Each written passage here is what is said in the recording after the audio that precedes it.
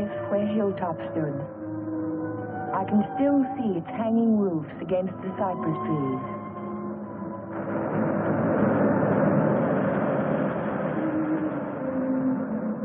But Hilltop is no more. There is only a scar of jutting rock where once its windows glittered in the California sun. My Aunt Amelia's house still stands next door. I was a welcome guest within its walls, but to me it will always be a house of fear. I was afraid that Sunday morning in September. I was afraid before the doorbell rang.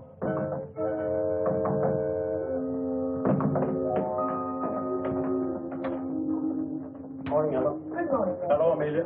Where is he? Where's Cohalan? Jeff? Why, what's wrong? It's a wonder you weren't murdered in your bed. Dr. Hartley told me this morning I won't permit him to stay in this house another day. What is it, Major? What's the matter? It's all right. It's all right, Amelia. I'll handle this. Where's his room? It's there, Just leave this to me. I'll take care of Cohalan. Cohalan! Cohalan! Are you in there?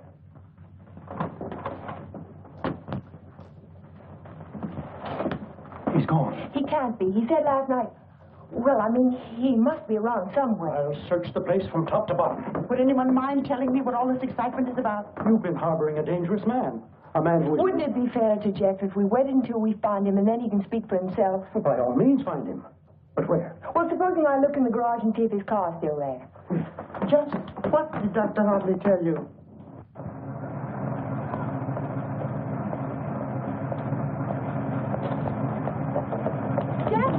Jeff, are you in there? Jeff! Jeff, are you all right? Major Badger, hurry up! What's the trouble? What's the trouble? Jeff, I'm sitting in the motor. Oh, my.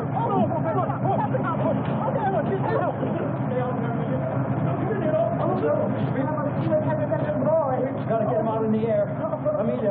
Amelia, go for an ambulance. Yes, I will. Come on, Ellen. Right Grab away. his shoulders. You grab his legs. You get him out in the air. Come on.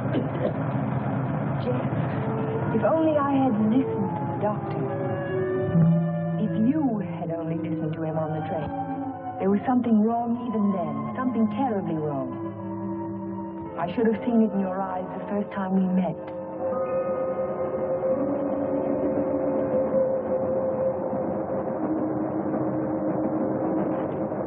Hello, Jeff. Oh, hello, Doc.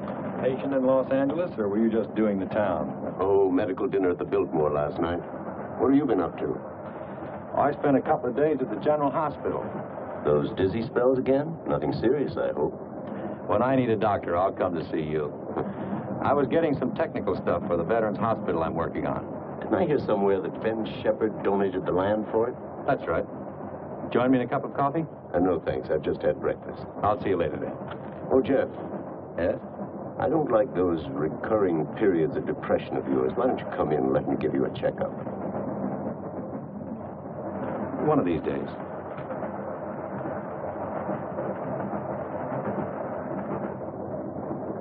Morning, Elmer. Oh, good morning, sir. How about a little breakfast? You can start me off with some black coffee. Yes, sir.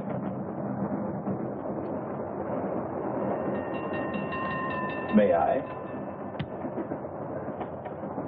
Yes?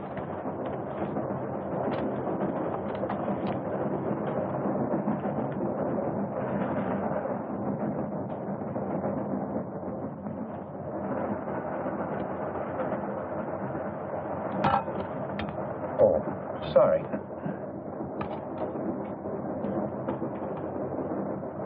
Go ahead, throw it. I'll just save the train from being wrecked. By throwing salt over your shoulder? Oh, by showing proper respect for the powers of darkness. Powers of darkness. What have we here? A disbeliever? Let's see what the tea leaves say about you. Your coffee, sir. Oh, thank you. There's a trick my grandmother taught me. She learned it from an old witch in Ireland. And so you've been drinking coffee ever since? That's beside the point. I see your name scribbled on the bottom of a cup. It starts with an L, doesn't it? It does not. Ah, but it does. The tea leaves never lie. I see it now. L-N. Your name is Ellen. Isn't it? Yes. You Do not be so quick to scoff now, will you? Now, let's see where you're from. I see a large body of water. Not so large as an ocean, but the next thing to it. Now, what could that be? Lake Superior. It's the largest lake in America. And you're from Lake Superior? From Minnesota. Now we'll go into your destination. It's Pine Cliff, of course. You wouldn't be on this train. But where in Pine Cliff? I see here an old woman and the letter A. Now, let me see. The old woman is standing in the garden and she's talking to her neighbor. So you're going to the city, she says. What train will you be coming back on? Saturday's train, he says. Then you'll have a pleasant companion, she says, for my niece Ellen is coming to visit me and she'll be on Saturday's train. You see, the tea leaves never lie. And neither do the tea bags. But how will I know her, I says to Amelia. Sure, now, she says, just look around the parlor car and the prettiest girl there, that'll be Ellen Foster. You're a real Irishman, aren't you? You've obviously kissed the blonde, Kissed it, she says. I wear it on my watch fob. And just from what part of Ireland do you come? Flatbush.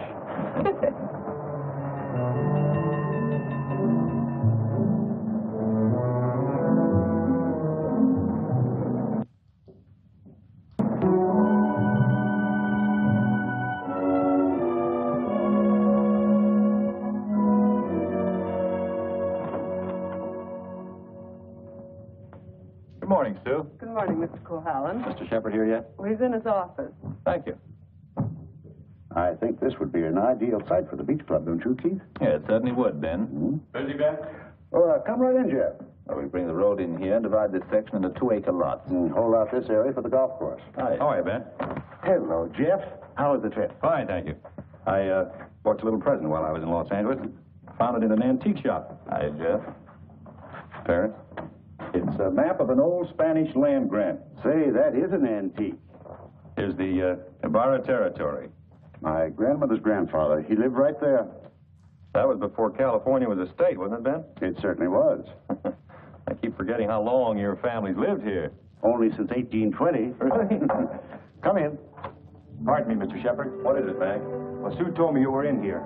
Did you take any blueprints with you when you went down to the city? No, why? Why, the rear elevations are missing. They can't be. I put them in a file Thursday. Well, they're not there now. Well, they must be. Come on, I'll help you look for them. See you later, Ben. Thanks for the map, Jeff. Glad you like it. Jeff seems to be getting awfully absent-minded lately, doesn't he? The boy works too hard. Maybe so, but... Say, that's quite a map, isn't it? Oh, it's a beauty. Look, here's our beach. That's the old Spanish name for it, Costa del Rey, the Coast of Kings.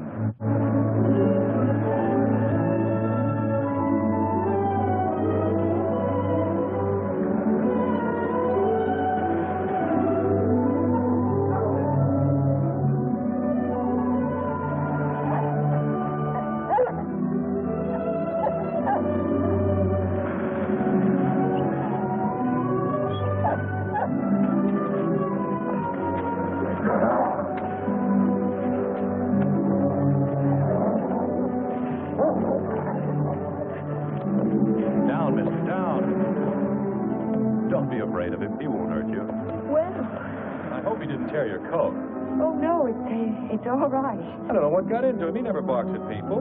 He seemed to think I was an intruder. Oh, yes. Of course, that must be it. Is this a private beach? Oh, no. It's just that there was someone who used to sun here beside this rock. Well, I'll forgive him this time. I must say you own a very particular dog. I don't own him exactly. They own me. Shamrock and Mr. O'Grady. Mr. O'Grady? Isn't that an odd name for a German Shepherd? Well, it's Herr von Gradenstein on his papers. I translated. Well, I guess I ought to go home. I'll walk along with you.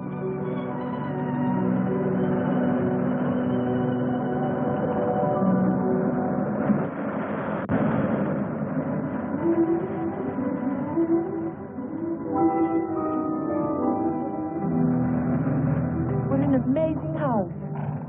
Don't you like it? Yes, I think I do. It looks as if it had wings, as if it could take off and fly across the sea. That's the effect I was striving for when I built it. You built it. My house. Certainly belongs exactly where it is, doesn't it? Yes, I think a house ought to blend with its environment. If it's built in a valley, it should crouch between trees. If it's on top of a hill, it ought to be part of the sky.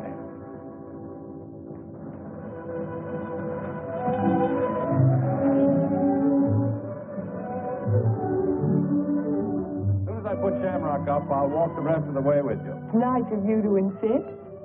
Isn't it? I'm beginning to like your house more and more. You can't take it all in at the first glance, can you? No, it's like some people that way, I guess. You have to know them a while. Like you, for instance? Yes, I suppose that's true of me, too. We don't have houses like that in Minnesota. Do you mind if I take a closer look at it? I thought you said you were late. Oh, another 10 minutes won't matter.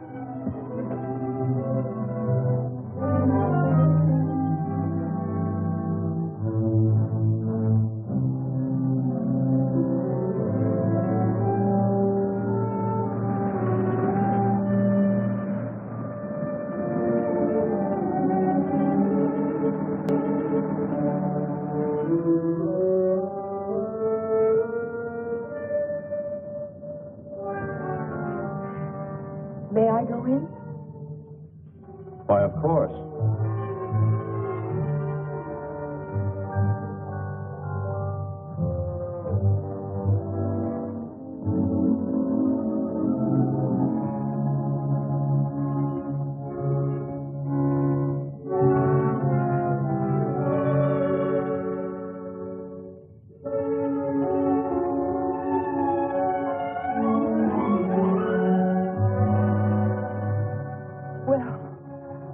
I just don't know what to say. Care for a drink? Thank you. Cherry, all right? Yes.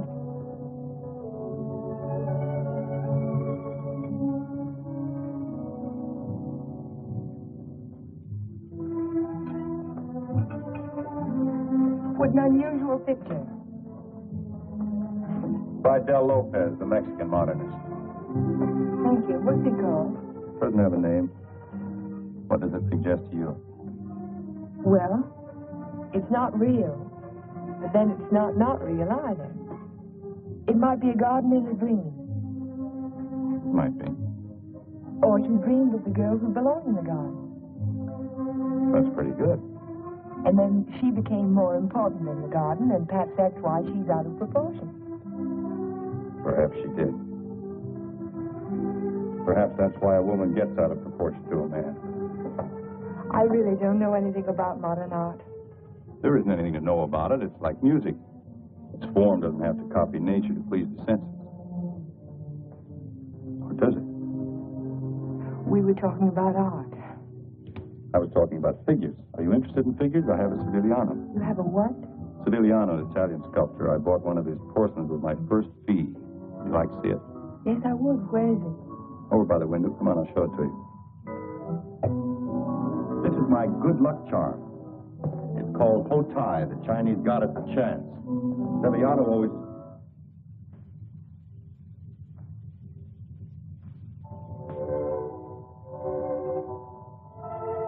Oh, Jeff, I'm terribly sorry.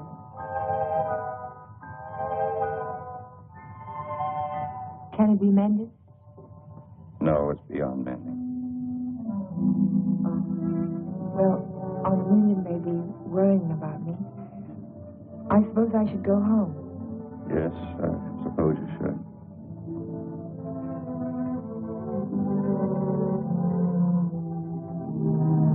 Goodbye.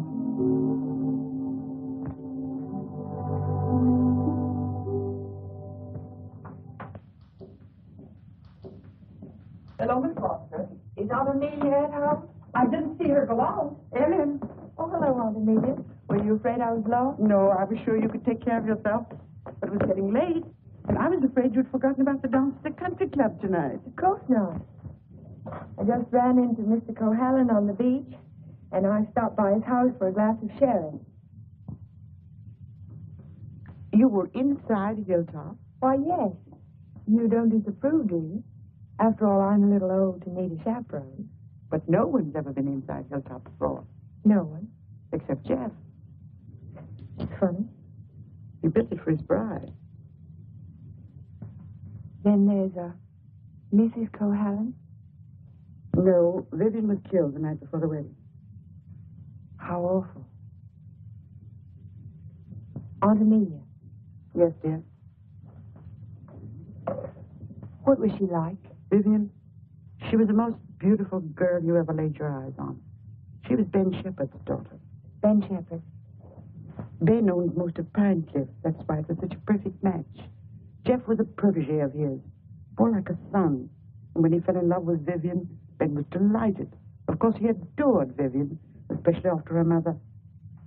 And I shouldn't talk about a mother. It was such a scandal. Poor Ben. Aunt Amelia, you said that Vivian Sheppard was killed. Was it? It was an accident. Jeff told Ben it was bad luck to have a party before the wedding, but Ben insisted. There were so many people there.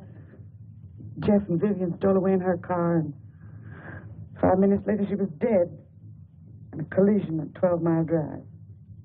You never can tell what private tragedies people have had, can you? I mean, when you first meet them.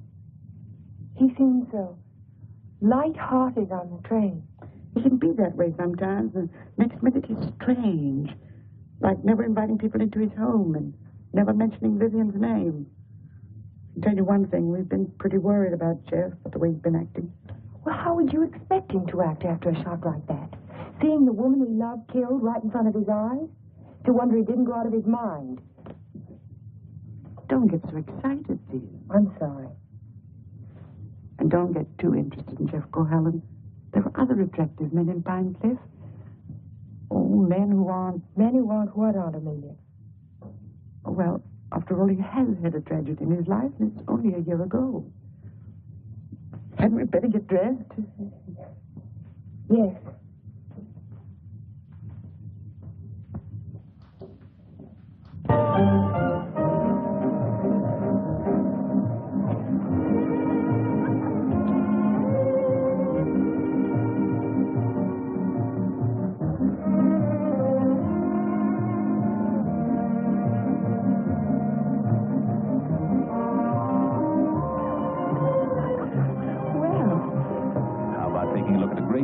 California wall, huh? I can see it through the window. Yes, what I had in mind was a personally assorted tour. Think of my reputation, Mr. Ferris. But I am thinking of it. A new girl in town seen walking with me in the moonlight, while a tagline will give you a rush. I never encourage taglines. There's no future in them. But in that case, we'll sneak out quietly, huh? No, thank you. Thank you, but no. Cold climate, Minnesota. Yes, isn't it? Let's go down the bar, Top. I see you know our local hero. Charming fellow. Yes, he is. I suppose you fall madly in love with him. Everybody else does. Except you, Mr. Ferris. Oh, I think he's just ducky. Did you children enjoy your dance? It was just ducking. Keith, you must sit down and have a drink with us. I thank you. I'd like to.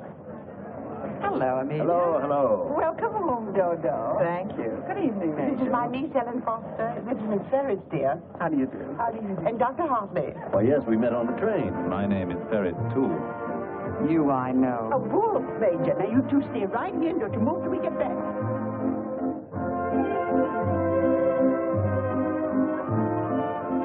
Miss Foster's the only dance I know is a waltz. Will you risk it with me? I'd love to, Dr. Hart.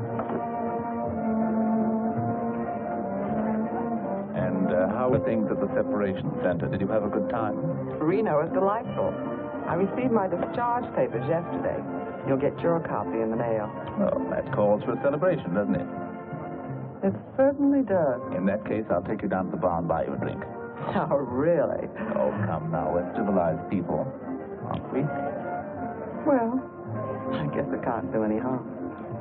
You know, I think it ought to be a lot of fun, now that we're not married anymore.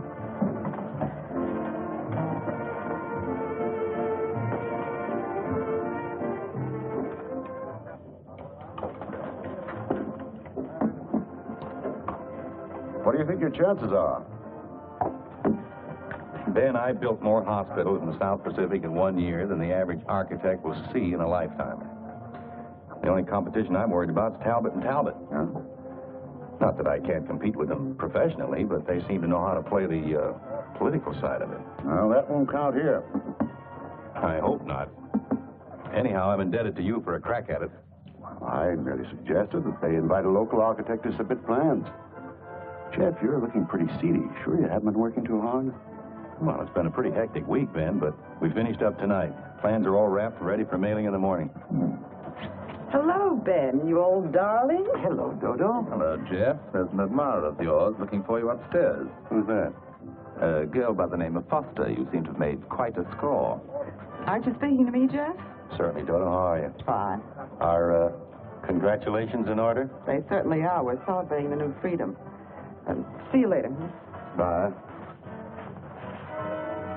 I think I'll go upstairs, Ben. It's getting a little crowded down here.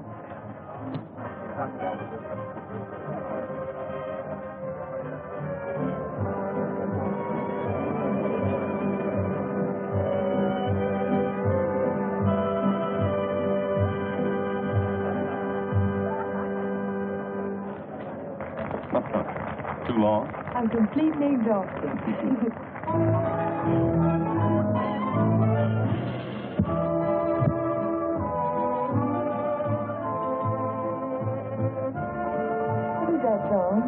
Do you know? It's called Don't Forget Me. Oh, I remember. They played it a lot last year. Yes, we played it last fall. Is something the matter? No, I didn't eat my dinner. I guess you shouldn't drink on an empty stomach. Excuse me.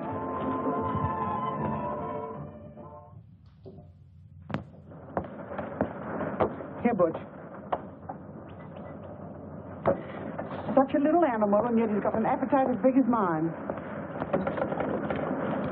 Well, Jeff doesn't answer. Oh, maybe he left early. But he looked so worried last night. Well, supposing he's ill and there's no one to take care of him. After all, dear, Jeff's a big boy now. Oh, how nice. We're invited to Ben's fiesta next week. He gives one every year. I think I'll walk over and make sure he's all right. Who, Ben? Oh, you mean Jeff?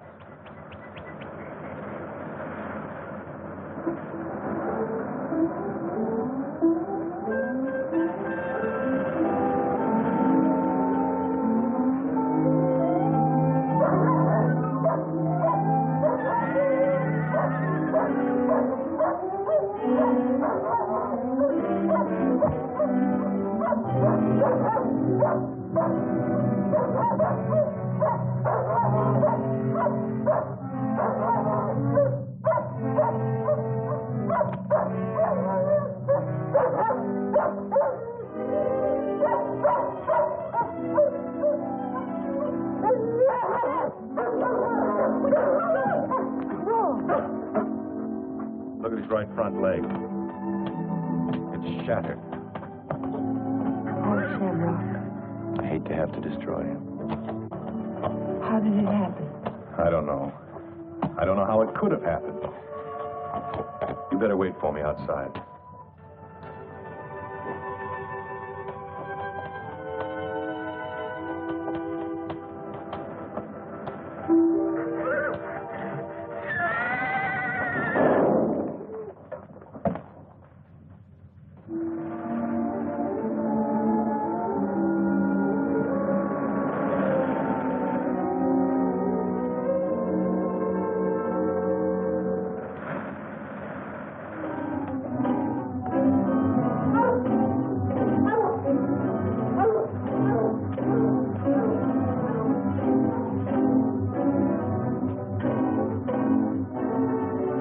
Which way he went? Who? The man. What man? He was hiding in the bushes. Didn't you see him? No. I only saw some branches move, that's all.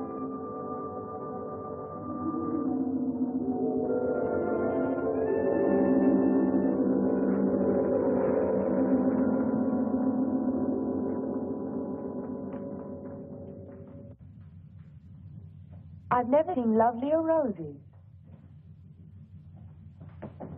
What are they called? Matador, I believe. They grow on the bush out on the terrace. Matador? Of course, after the color of the bullfighter's cape. Or the bull's blood. Jeff, I'm so sorry about Shamrock.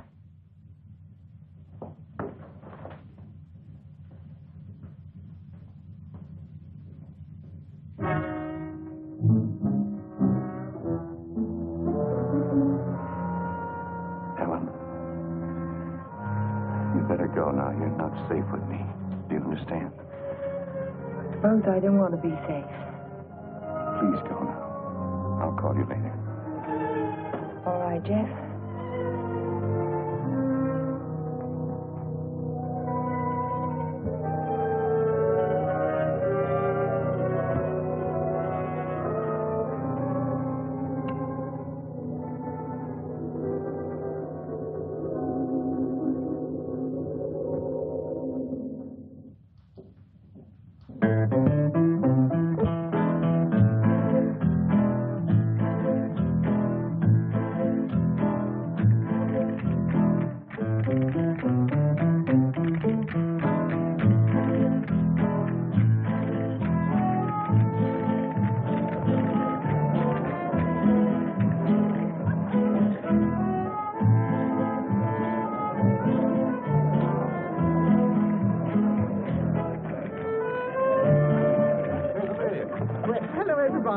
Ben, this is a wonderful farm. Well, thank you, Amelia. Tell me, have you seen the Major? Yes, she's right over there. Thank you. Excuse me, please. Will you excuse me, please? All right, Ben. Yes. Major, I wonder if you could carry yourself away from these charming people and come and speak with Mrs. Atkinson. She's dying to talk to you. You know, for a woman not Mrs. A. Go ahead. Tell me, what does a certified public accountant do? Especially a pretty certified public accountant. I compile actuarial tables for an accident insurance company. What are the odds against a man fracturing his arm? That sort of thing. Oh, what are the odds? 90 to 1 that you won't break your arm this year. Well, that's good. But if you do, it's 2 to 1 that it'll be the right arm. Or have you noticed that in your practice? No. What I've noticed is that my patients have all their fractures just when I'm ready to sit down to dinner.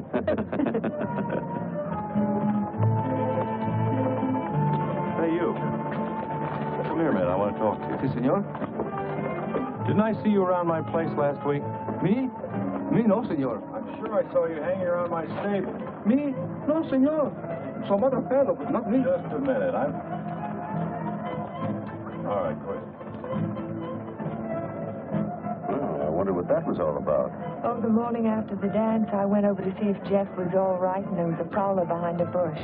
Did you see him yourself? No, but Jeff did. Oh. Cigarette? Thank you. Did you ever compile any figures on the incidence of mental diseases for your insurance company? No, they weren't on our list. Interesting subject. Who's sane and who isn't? Hard to tell sometimes. Do you know anything about paranoia? It's a form of hallucination, isn't it? Delusions of persecution. Starts with an inability to withstand stresses. Normal person experiences misfortune, throws it off sooner or later. But if a person is psychotic to begin with, he may start to imagine things. He might even begin to imagine there's a conspiracy against him. That's when he gets dangerous. Do you have a specific case in mind, doctor, a person that you're treating? No, it's out of my field. I'm a general practitioner, not a psychiatrist. Senor Doctor. Yes. Lady call on telephone, very sick. You come right away? Did you get the address? Si, senor. Oh, thank you. Forgive me, please. Of course.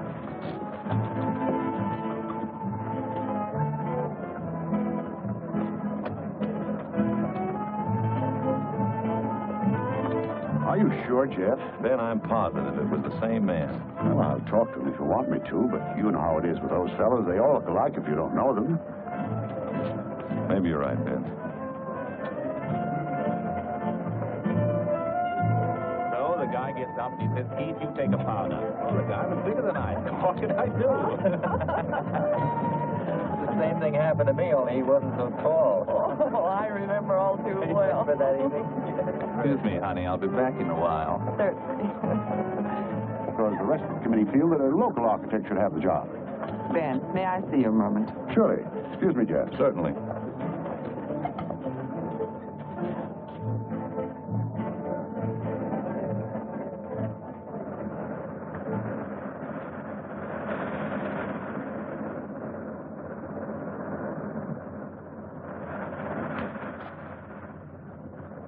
Well, if it isn't Miss Icicle from Minnesota. Good evening, Mr. Ferris. Call me Keith. It was nice of you to find this secluded spot. Are you always this way when you've been drinking? Now, this Miss Prim and Proper business didn't fool me for a minute. I spotted you the first night. Don't. You don't have to pretend, honey. Just relax and enjoy it. Stop it. You kidding?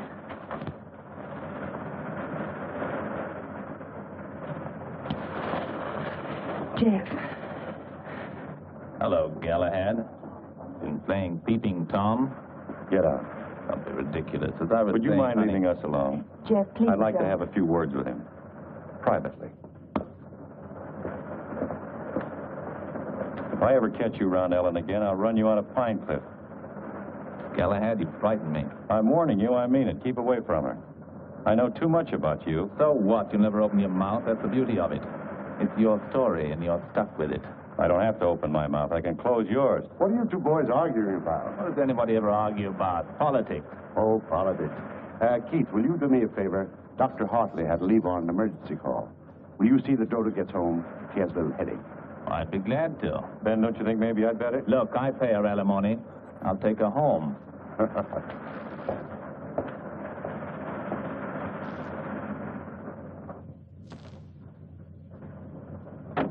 It was a lovely, lovely party, darling. I'm glad you enjoyed it.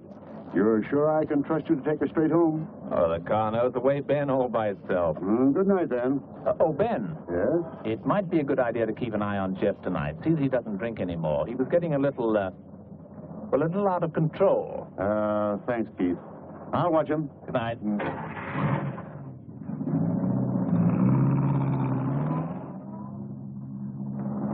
Still cutting the lad's throat, I see. An inch at a time. Every little bit helps. Help what? Or is it just pure meanness on your part? Don't be stupid. Ben hasn't any heirs, has he? All that money and not even a second cousin. Suppose he should take a notion to leave it all to Cohalan. Where would I be? Out in my ear the day after the will was filed. Well, you don't think he's going to leave it to you, do you? No. No, I'm voting for charity, with Keith Ferris as administrator of the estate. What would you think of a Vivian Sheppard Foundation firm, or something or other? That turns even my stomach. You were in the cavalry, weren't you, Major? Well, I'd like to ask you a question. Can a horse break its leg in its own stall? What's that? You think it's a chance in a million? No, I was just computing the odds on an accident that happened last week. Well, thank you very much for the information, Major. Good night.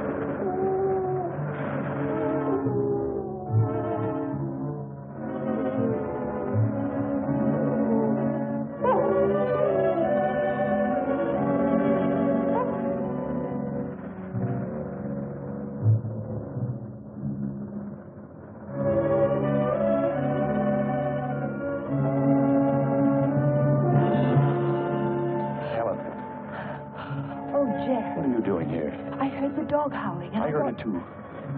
Could you tell where it came from? No. It's around here someplace, but I can't locate it.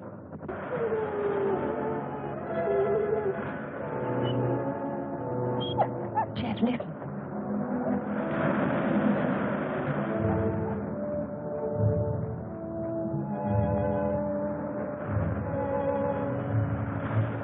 What's the matter, mister?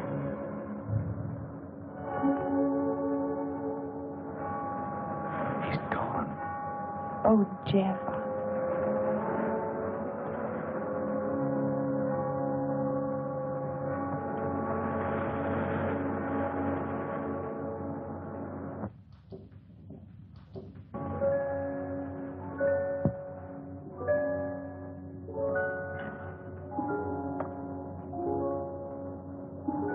Well, that's about all we can do tonight.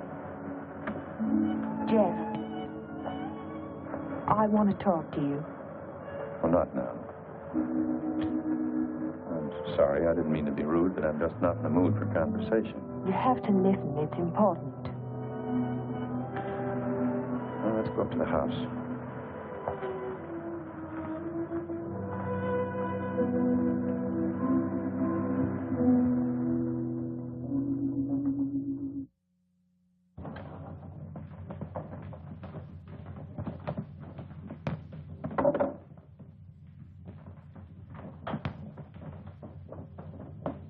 All right, let's have it.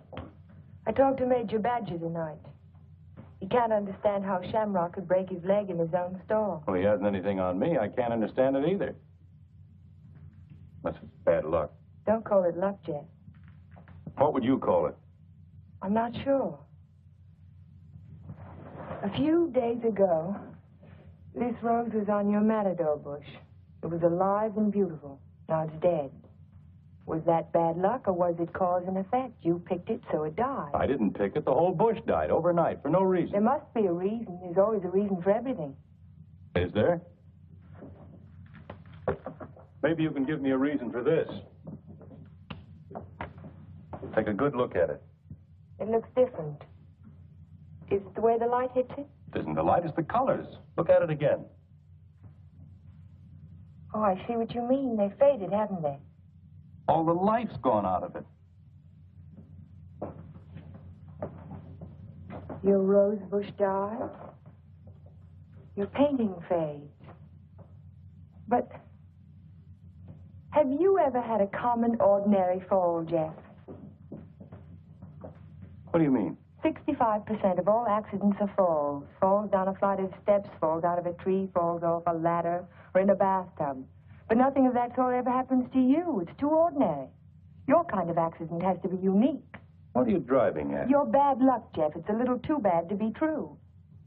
Your porcelain figure fell off the table while nobody was in the house. Shamrock broke his leg while he was in his own stall. Now your picture fades. It's too bizarre, Jeff. The impossible can happen, but not over and over again. Are you trying to tell me they didn't happen? No, they happened all right, but it wasn't luck. Can't you see the pattern that runs through all your accidents? Shamrock, Mr. O'Grady, your picture, your statue, your rose bush, and the collision on the highway last year. That's when it all began. 6 accidents, and every one of them killed something you loved. Do you know what the mathematical odds are against a run like that? 1 billion to 1.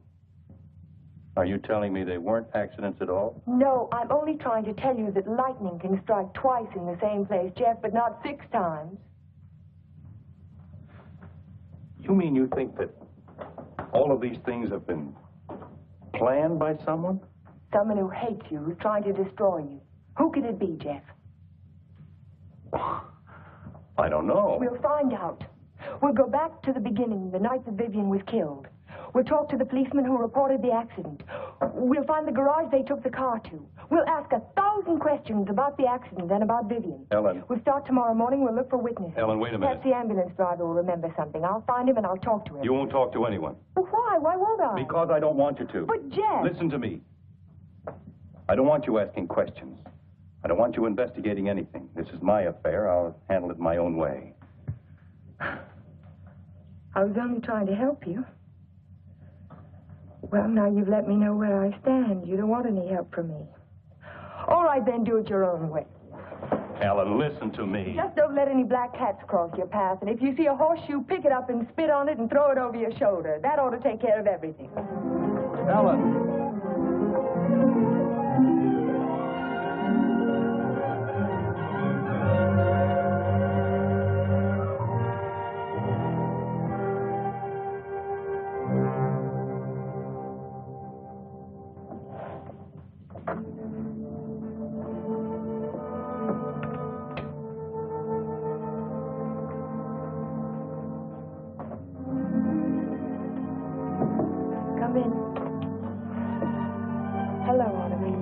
Tell me good night, dear. I'm sorry. Is anything wrong? No, there isn't anything wrong. There isn't anything right either. I saw you come home. You were at Jeff's again, weren't you? Yes. I don't want you to think I'm an old busybody, but I'm all the family that you have, and it would help you to talk to someone. What is there to talk about? He doesn't love me. He never will. He's in love with a memory. I tried to warn you to be sensible. Sensible? I love him. I've got to help him if I can, whether he likes it or not. I know. Good night, dear. Good night, Aunt Amelia.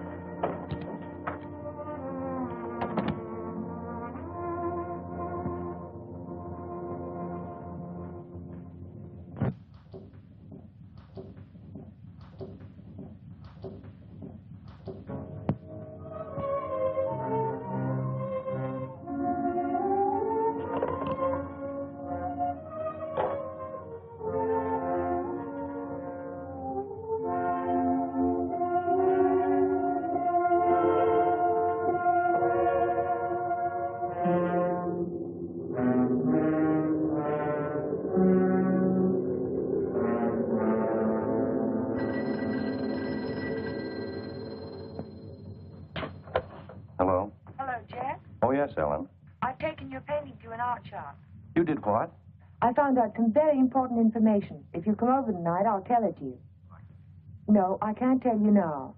Look, I thought you understood I was going to handle this in my own way. Don't argue, Jeff. Just come on over. Goodbye. Well, what do you think? It's hard to understand why it's faded. The artist didn't use pen colors, he didn't use tempera. There must be a reason. I would say this was painted with London watercolor. That's the best you can get. Nothing fades them except continued exposure to strong sunlight for at least a month. That's impossible. I can't imagine what caused it. Well, I'll tell you what I can do. I can talk to a couple of artists I know. They might have an idea. I think my best bet is to go and see Trilfield. He's a watercolor man. He's one of the best. He ought to know everything about it. I think I'll catch him tomorrow morning. You know Trilfield, the naturalist. He painted dogs and horses and cows. My wife, he made a beautiful painting. Thank you very much. I'm sorry to trouble you. Oh, no trouble at all. Oh, Miss Foster. Yes? I just remembered something. Years ago, I framed some pictures for a painter by the name of Torres. Vicente Torres. One of the paintings was an old lady playing the guitar. It was a watercolor. And it faded? The man who bought the picture took sun lamp treatment that winter, and he took it on a couch right under the painting, and he was mystified why the color faded. So Vicente found out that the rays from the sun lamp broke down the pigment. Can you remember the name of the man who owned that picture? I don't think I ever knew. It was some local man. What about the artist? Is he still in Pinecliff? Torres? He died 5 years ago. Oh. Thank you again. Yeah.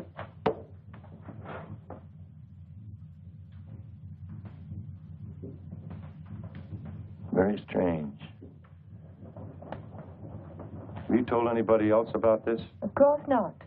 But someone in Pinecliff knows that you can fade the colors out of a painting by turning a sun lamp on it. If we can find out who owns that picture, Jeff, the portrait of the old woman with the guitar... What would it prove? If If somebody wants to destroy a painting, there must be 100 easier ways of doing it. That's not all. Read this.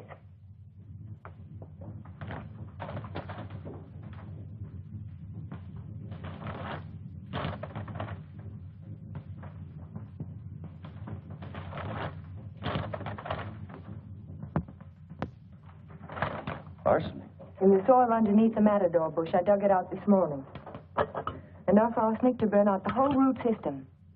It didn't get there by accident, Jeff. Someone put it there.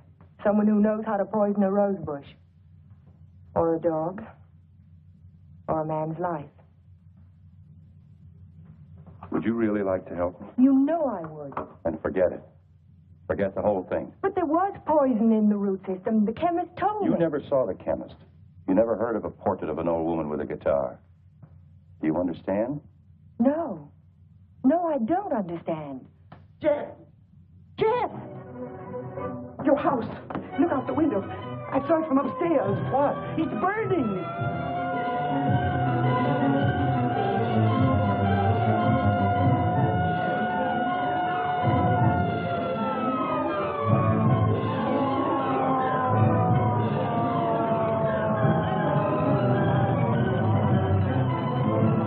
Sorry, we won't be able to save much, Mr. Cohalan. The fire got too big a start.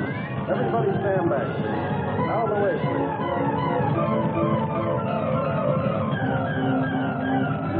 Hello, Jeff. A lovely fire, isn't it? You know, you can see it for miles. Jumped right in my car and drove over. Wouldn't have missed it for anything.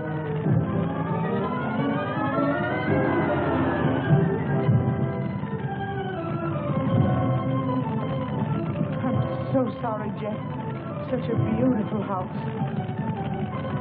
I'm glad it's gone.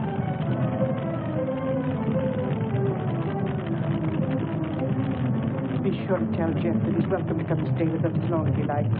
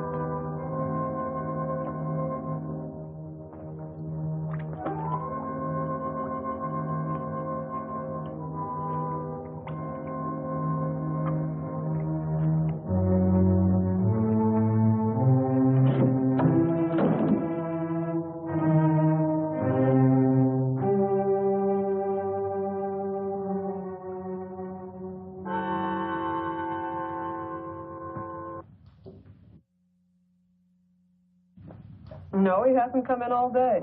Tried to locate Mr. Foster? Yes, I did, but he left the house early this morning. Oh, wait a second. Here he is now. Good, good. Have him come right in. Mr. Sheppard wants to see you. So I hear. He'll be right in. Thank you. He's here now, Stacy. Hello, Ben. I didn't mean to keep you waiting. It's quite all right, Jeff. I'm terribly sorry about what happened last night. I know you are, thanks. I wouldn't bother you about anything today ordinarily, but Mr. Rogers here just came to town. Stacy Rogers, chairman of the hospital committee. Oh, of course. How are you, sir? Glad to know you. This is the Jeff Cohalan I recommended to you. Yes, we examined your plans last night, Mr. Cohalan. Good, clean, modern lines. Thank you. I'm sorry we couldn't give you the job. You couldn't, what? I was just about to tell you, Ben. We decided on Talbot and Talbot. You did? Well, this is a surprise, Stacy. Which was it, Mr. Rogers? Politics or stupidity? I beg your pardon. If they'd given it to Magruder or Chesney and Pike, I wouldn't have said a word because I know the boys would have gotten a good, modern hospital. But Talbot and Talbot haven't had a new idea since Burnham did the Flatiron Building. Oh, now, take it easy, Jeff. Oh, they're not architects. They're political finaglers. Maybe you can tell me just one detail in their plan that was an improvement over mine. Name just one. Young man, your attitude doesn't deserve a reply. But since you're a friend of Mr. Shepherd's, I will say to you that no member of the board, myself included, could understand how a reputable architect would submit his design for an important building with no interior detail whatsoever. No detail? There were 17 blueprints of the interior, right down to the placement of the operating tables in surgery. You may have drawn them, young man, but you didn't send them to us. There were no interior details? None at all. Could they have been misplaced somewhere in your office? Not possibly. The sealed packages were opened in the presence of the entire board. Maybe you misplaced them, Jeff. You know how absent-minded you've been. Suppose you can find the duplicates. Would the board be willing to reconsider? That's impossible. The contract has already been awarded.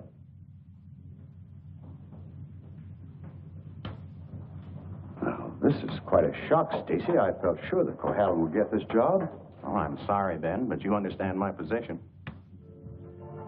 Jeff, you weren't going home without me, were you? Without you? You told me to drop in at 5:30 and you'd drive me home. Do you remember? I'm not going home now. Was anything wrong? Everything's wrong. Come on, let's get out of here.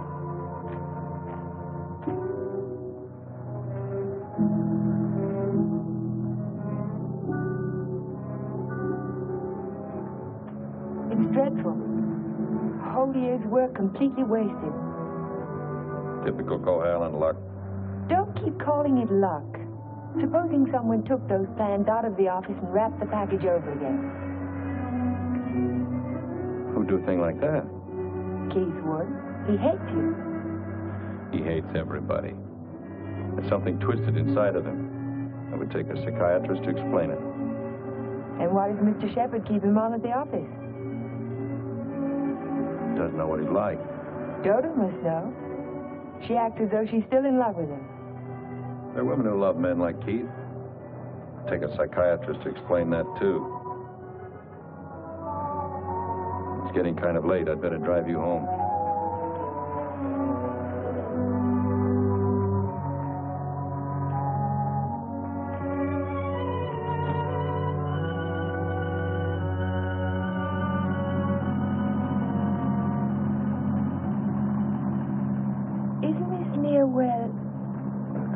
What'd you say? Nothing. Drive faster, will you, Jeff? I want to feel the wind in my face. All right.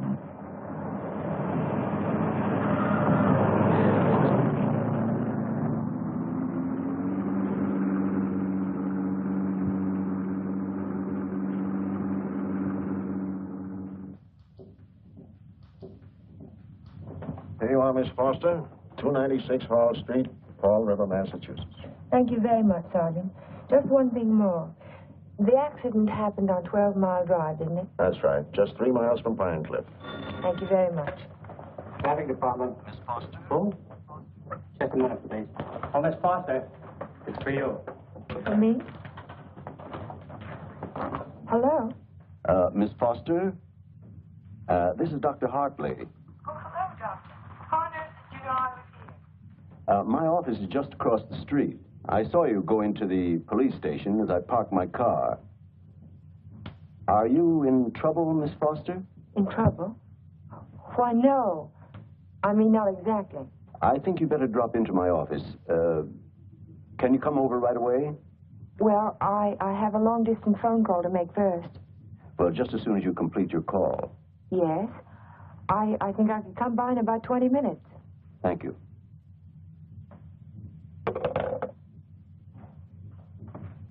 Thank you, Sergeant. That's all right. Miss Foster. Hello, Dr. Hartley. Come in. Come in.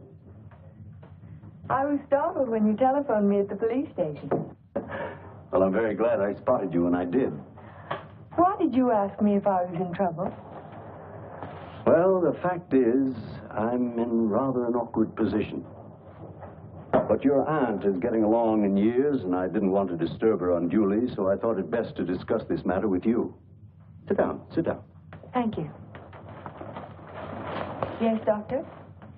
Since I'm your aunt's physician, I feel it's my duty to inform you that she isn't safe. That neither one of you is safe, for that matter. So I wanted to get your permission to speak to your house guest, to ask him to move to a hotel. But I don't understand. What has that to do with my aunt's safety? Yes, I was afraid you'd ask me that. The fact is, you're forcing me to take an unethical action. The man isn't my patient, and even if he were... Whatever it is you're trying to say, Doctor, why don't you just go ahead and say it?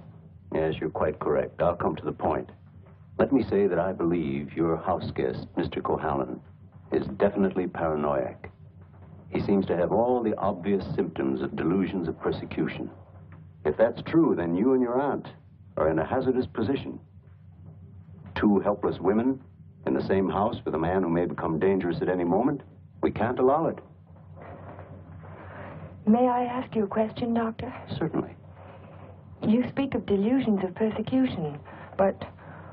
a delusion is imaginary, a thing that never happened. That's right. But Jeff's dog was poisoned. His house was burned down. That was no delusion. I saw it myself. Did you see the gasoline can? Gasoline can? The gasoline can the police found in the ruins of Hilltop. It was an unusual type of container. Only one store in Pine Cliff sells them. And that store sold such a can to Jeff last Monday. How do you know? The chief of police told me so this morning. But I don't see how. And that isn't all. The body of the dog was disinterred. He died of arsenic poisoning. 2 days after his master bought a package of weed out. Are you trying to tell me that Jeff burned down his own house? That he poisoned his own dog? That's impossible. No man in his right mind... Exactly. No man in his right mind. But why? Why would he do a thing like that? Listen. Listen to this.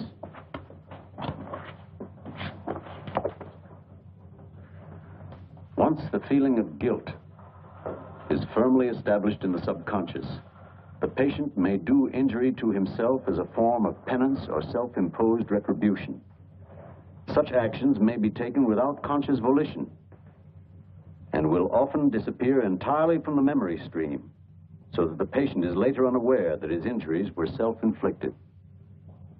That's my theory, that Jeff is suffering from feelings of guilt, and he's unconsciously punishing himself for it.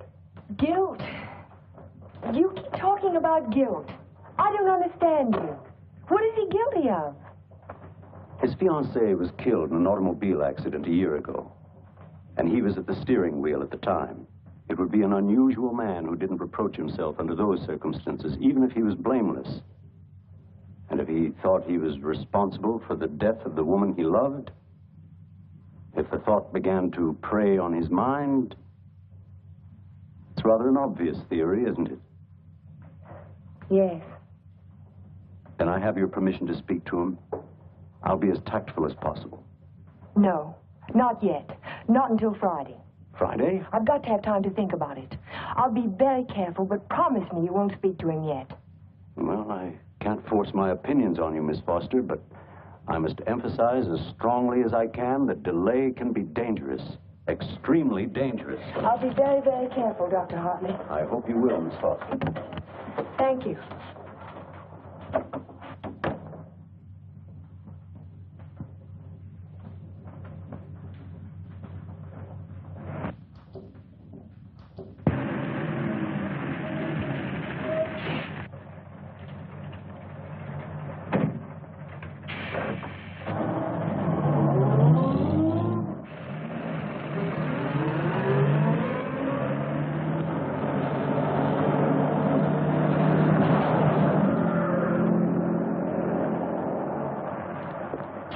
That man must be crazy. Thank you very much.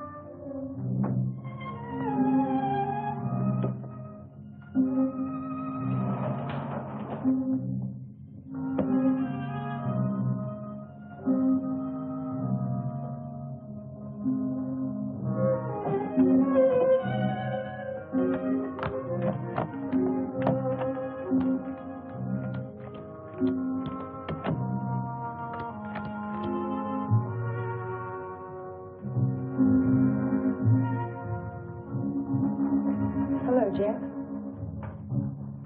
Hello.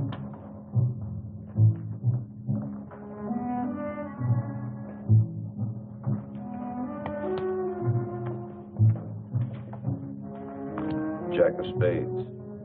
Is that bad luck? Like a black cat? A dead man's card. Oh? Is there a card for a dead woman?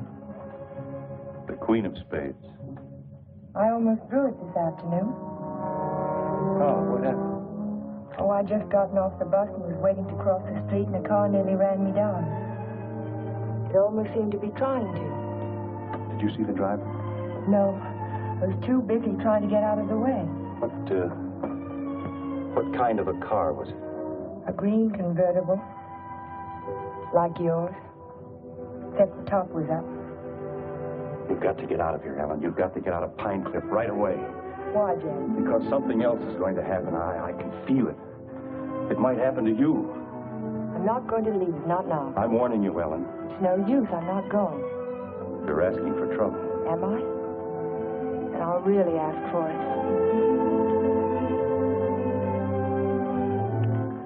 Watch yourself closely. Watch yourself every minute. Don't trust anybody. Not even you? Not even me. Well, I think I'll go to bed now. Major Badger said he'd come by in the morning and take us to church. You won't forget what I said. You be careful. I'll be careful.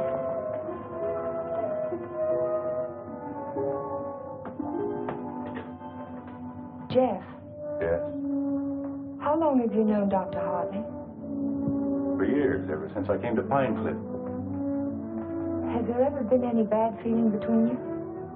No, why should there be? Well, he thinks that the shock of Vivian's death might have affected your mind. He thinks that you might be paranoid.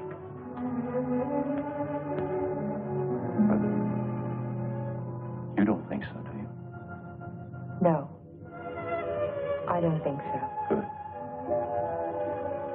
Good night, Jeff. Good night, Ellen.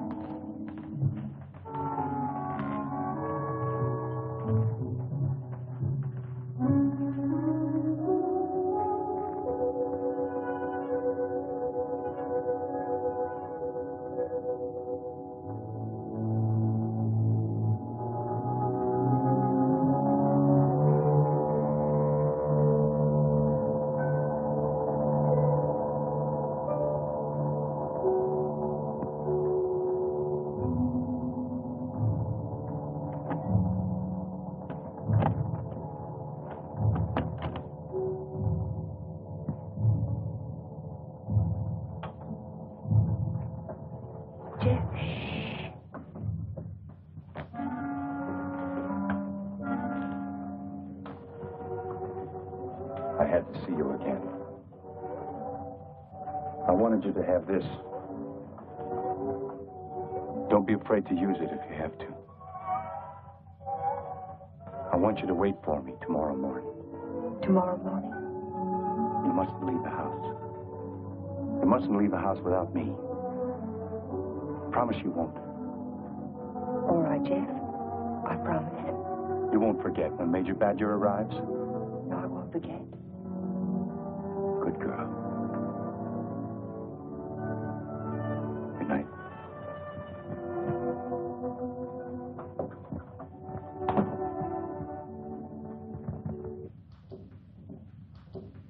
Next morning. I can still smell the fumes of the gasoline as we pulled his body from the car. But somehow it didn't quite ring true. I couldn't believe that Jeff would try to kill himself. No suicide note was found, but the local architect was discovered in the Foster garage with the door closed and his car motor running. He was immediately removed to City Hospital, where latest reports from Dr. Raymond Hartley advised that Cohalan is now definitely out of danger. On the national scene, Congress resumed its discussion of the Morse-Conlon bill today. Labor spokesmen have announced that they will request an amendment guaranteeing... I'd like some more coffee, nurse. With cream and sugar? How did you get by the no visitors sign? I walked right straight past it to ask you a question. Oh, you did? Well, suppose you walked right straight past it again, going the other way. Not till you've answered my question. Would you rather I rang for a nurse? Oh, you weren't that way on Saturday night when you needed me. I made you a promise then and I kept it. Now I think you owe me the answer to one question. Just one. Well, I won't ask you why you came to my room that night. I know the answer to that one. Oh, you do? Certainly. You wanted to make sure that I'd find you on Sunday morning before the motor ran too long. You probably didn't start it until after the major rang the doorbell. You don't miss much, do you? You counted on that, too. You knew that when we couldn't find you in your room, I'd think of looking in the garage, no thank you, to see if your car was still there. You have all the answers, haven't you?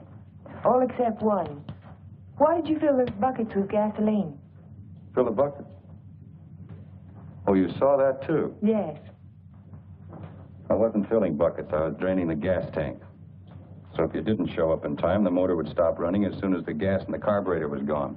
But why? Why did you do it? You had your question. Don't be technical. Why did you pretend to commit suicide? When that car almost ran you down Saturday morning, you don't think that was an accident, do you? I couldn't get you to leave town, so I had to give him a different target. Different target? Me. Man doesn't kill my rose bush and my horse and my dog and then stop there. He must want to kill me. I can't wait any longer, not while strange automobiles are trying to run you down on the highway. I've got to force his hand now. I want him to think that it's safe to take a shot at me. Don't you understand? Not quite. I've tried to commit suicide, haven't I? It was on the radio. It says so right here. So what if somebody takes a shot at me now and leaves the gun in my hand? It's an open and shut case, isn't it? The police wouldn't even investigate. So he's free to kill me now if he can. Doesn't have to hit around the edges anymore. But keep away from me. Don't stand too close to the target. Is that why you wanted me to leave Pine Cliff? That's why I want you to go home now and stay there. Lock the doors from the inside. If you have any visitors, don't let Aunt Amelia out of your sight. Don't trust anyone. Where will you be if I want to find you? I don't know, but I have to get out of here. I can't wait for him to make the next move.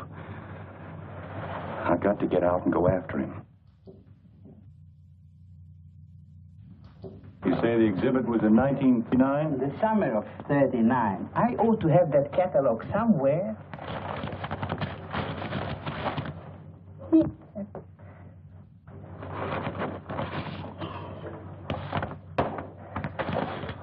Here we are. And there's a list of all of the exhibitors in here? The back of the book. Practically every artist who might have known Torres. Oh, yes. This is perfect. Exactly what I was looking for. Thank you. Good afternoon. Yes? Are you Mr. Strabini? Strabini? Yes, that's me. Did you ever know an artist by the name of Vincente Torres? Vincente Torres? Yes. No.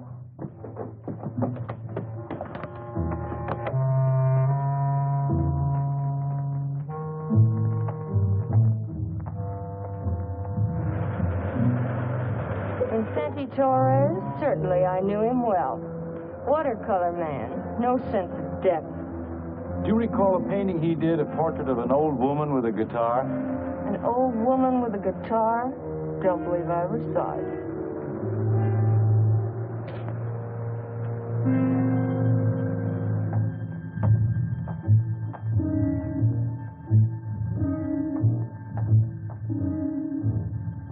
The old woman with the guitar? Yes, I remember when Torres painted it. It was during his Renoir period. Do you remember who he sold it to? Didn't know he ever found the sucker. It was a piece of tripe. Well, thank you. Not at all.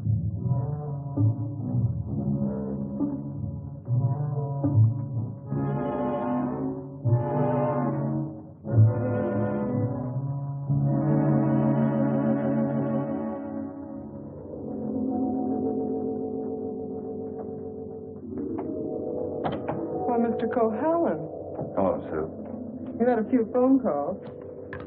Anything important? I don't think so. A man named Carter called. Said he was a friend of an artist that you knew. The name sounded like Boris. Was it Torres? It could be. Did he leave a number? No. He said he'd call back around 6. What's after that now? When Mr. Sheppard's anxious to see you. He's still in the office. Okay. Sheppard Estates? Oh, yes, just a minute. Mr. Carter. Hello? Yes, that's the man, Vincente Torres. Do you remember a watercolor he painted, a portrait of an old woman with a guitar? You do? Do you remember who bought it? You're absolutely certain? Oh, thank you.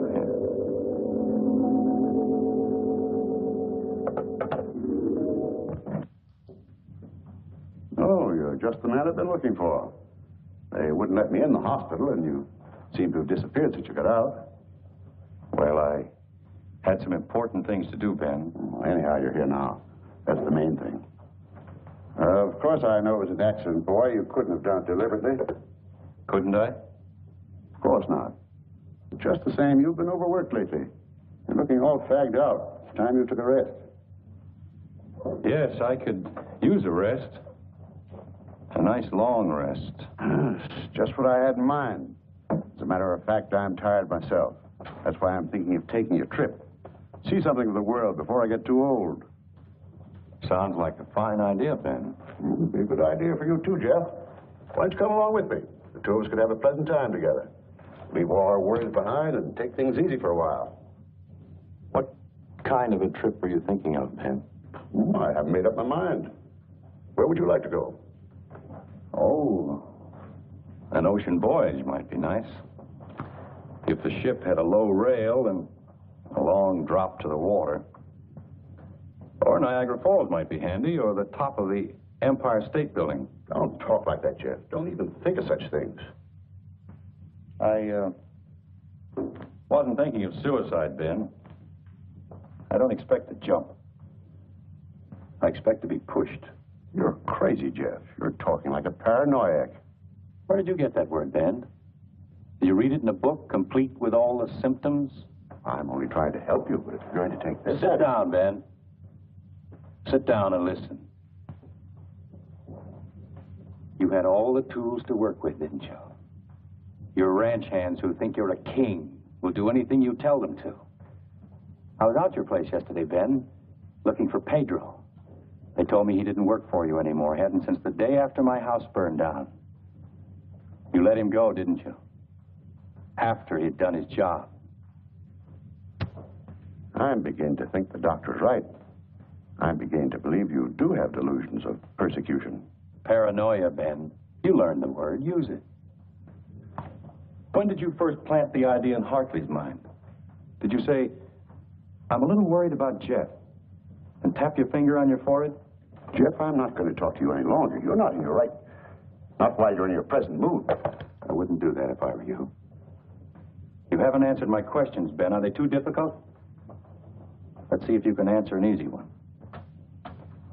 Whatever happened to that painting that used to hang in your living room, the portrait of an old woman with a guitar? Wasn't in the living room. It was in my study. Why? When'd you get rid of it, Ben? After it faded? After you found out what a sun lamp can do to a watercolor? Do you want to know who put me on your trail? You did yourself. When you tried to convince me I couldn't trust my memory anymore. I hate to say this, Jeff, but you can't trust your mind anymore. Can't I? I made a written list the night I wrapped the hospital plans to make sure nothing was left out. And 17 blueprints were missing when the package was opened by the state board. No one could have tampered with that package but you. No one else knew it would be on my desk overnight. I didn't know anything. Yes, you did. I told you. At the country club. You wanted to destroy my faith in my work, didn't you? It was the only thing I had left. Oh, Jeff, this is ridiculous. That's what I thought at the beginning. But once I began to suspect you, it all fitted together. I even remembered that your foreman was in the store the day I bought the can of gasoline. That gave you an idea, didn't it? Yes. It gave me an idea. How do you like your own medicine? How do you like waking up every morning wishing you were dead? Then you don't deny it anymore. No. I'm glad you found out. Because you can't do anything about it. Go tell somebody I poisoned your dog. Go say I burned down your house. You know what they'll think, don't you? They'll think you're crazy. I don't care about the others. It's what you think that's important. You've been like a father to me, Ben. In a funny kind of way, you still are. What made you change? What made you start to hate me? Was it Vivian? You killed her.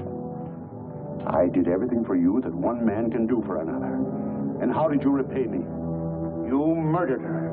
Not murder, Ben. Not murder. A drunken man at the wheel of an automobile. What is he if he isn't a murderer? Go in there. Can't go in there. No. Ellen, what are you two? Jeff. Mr. Sheppard, this is Mr. Nelson of Fall River, Massachusetts. Last year he was driving through California, and when he reached Pine Cliff, he had an accident on 12 Mile Drive. Is this the man who was driving the car in which the girl was killed? Well, you said not to say anything when you paid my damages. Go ahead, answer. No. No, it wasn't. It was that fella back there.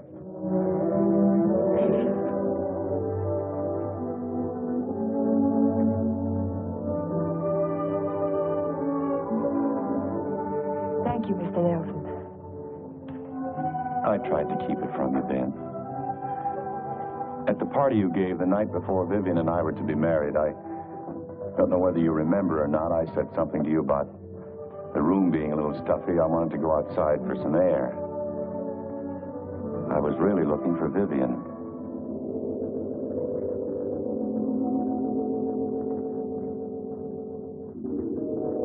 I found her, all right.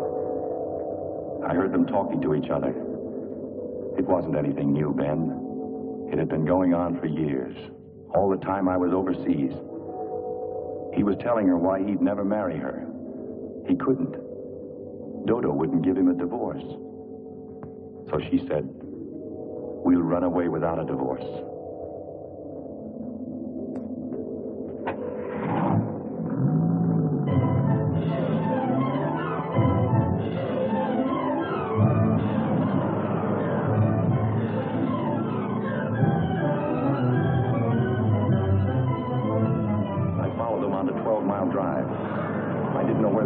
But I knew I had to stop them if I could. He was going as fast as the curving road would let him.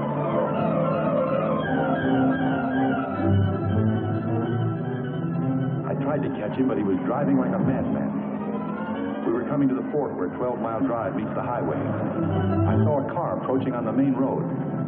Ferris didn't see the other car. I I knew what was coming, but there was nothing I could do to stop it.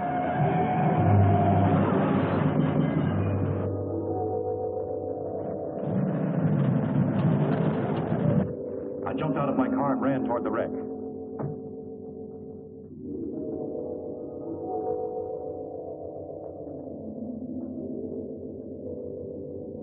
He said, do something for her.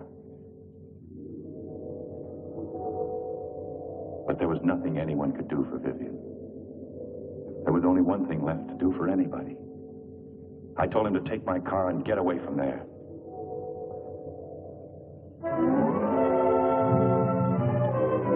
didn't want you to find out how she died, Ben, or what she was really like.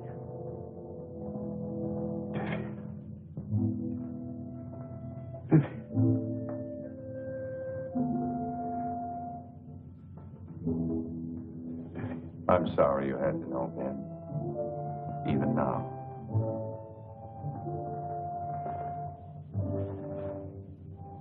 Vivian, I always gave you everything you wanted from the time you were a little girl. You were all I had after your mother ran away. She was no good. I never told you that, did I? Your mother was no good. Now you want to run away, too. You're just like her. The same bad blood. Jeff, he thinks I know. I won't go through that again.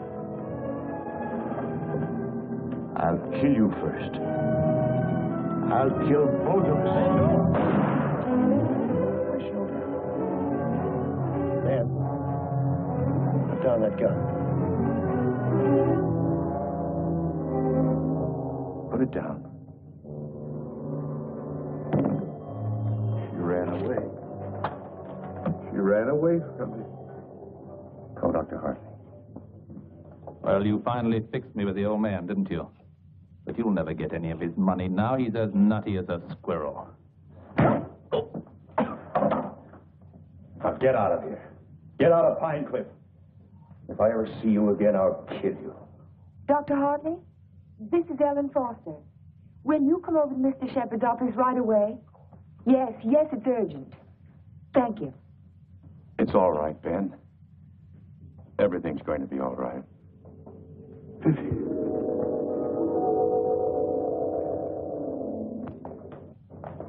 Well, Doctor, will he live? He's healing beautifully. No infection, no complications, simple perforation of the deltoid. And all the time I thought it was my shoulder. You won't need that thing anymore. Good. Yeah. He'll be as good as new in a week. Tell me about Ben. Well, Amelia, Ben was the psychopath, of course, from the beginning.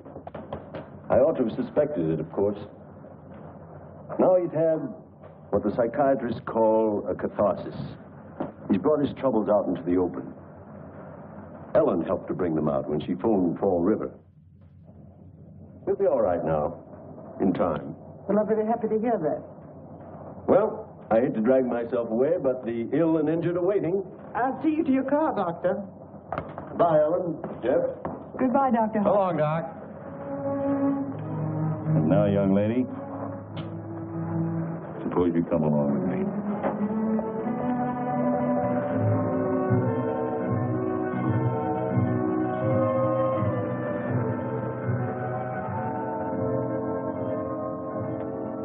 Ellen. Yes, Jeff? There's something I've been wanting to ask you. Yes, Jeff? How in the world did you ever find that fellow from Fall River? Oh, I found him in the traffic accident records at the police station. What made you think of him? The way you drove your car on 12 Mile Drive the other night. You could never have driven so recklessly with me if you'd been at the wheel when Vivian was killed.